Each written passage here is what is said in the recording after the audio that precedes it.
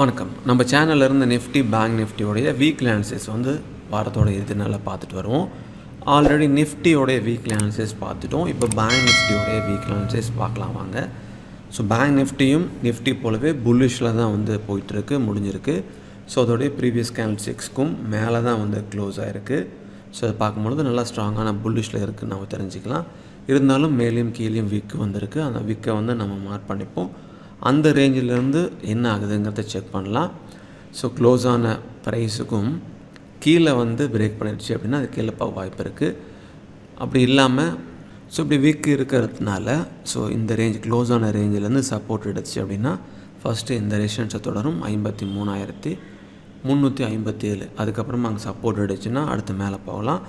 அல்லது இந்த க்ளோஸ் ஆன ரேஞ்சிலேருந்து செல் பண்ணுச்சு அப்படின்னா இந்த சப்போர்ட் லெவல் தொடும் 51,996 இருக்குது. இதையும் பிரேக் பண்ணிச்சுன்னா அடுத்த லெவல் போகும். அதனால் இந்த க்ளோசிங் ரேஞ்சிலேருந்து சப்போர்ட் எடுக்குதா ரிஜெக்ட் ஆகுதா அப்படின்னு செக் பண்ணி பார்ப்போம். ஸோ டே சார்ட்டில் வந்து பாருங்கள் 4 ரேஞ்ச் வந்து முக்கியமான ரேஞ்சு 53,357, 52,817, 52,290, 51,996 இருக்குது. ஸோ டே சார்ட்டில் வந்து பாருங்கள் ஸ்பின்னிங் டாப்பில் வந்து க்ளோஸ் ஆகிருக்கு. ஸோ ஸ்பின்னிங் டாப் கேண்டில்ஸ்டிக்ஸ் வந்தாலே ஹையை பிரேக் பண்ணிச்சுன்னா மேலே போகும், லோ பிரேக் பண்ணிச்சுன்னா கீழே வரும். இந்த ஹையை பிரேக் பண்ணிச்சுன்னா அடுத்த லெவலும் ரெசிஸ்டன்ஸ் லெவலில் இருக்குது, லோவை பிரேக் பண்ணால் அடுத்த சப்போர்ட் லெவலும் இருக்குது. அதனால் இந்த டே சார்ட்லேயும் ஸ்பின்னிங் டாப் வந்திருக்கிறதுனால அதோட ஹையை பிரேக் பண்ணதா லோவை பிரேக் பண்ணதான்னு செக் பண்ணி பார்ப்போம்.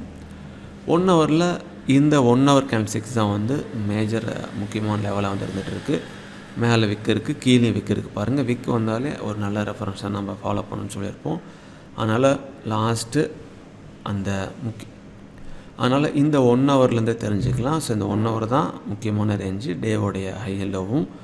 ஸோ மேலே பிரேக் பண்ணுறதுன்னா அடுத்த சப்போர்ட் லெவலு, அடுத்த ரெசிஸ்டன்ஸ் லெவலு, கீழே பிரேக் பண்ணுறதுன்னு அடுத்த சப்போர்ட் லெவலு. எக்ஸாக்டாக இங்கேருந்து இந்த லெவல் தொட்டுட்டு ரிஜெக்ட் ஆகுதா அல்லது பிரேக் பண்ண சப்போர்ட் எடுக்குதான்னு செக் பண்ணி பார்ப்போம்.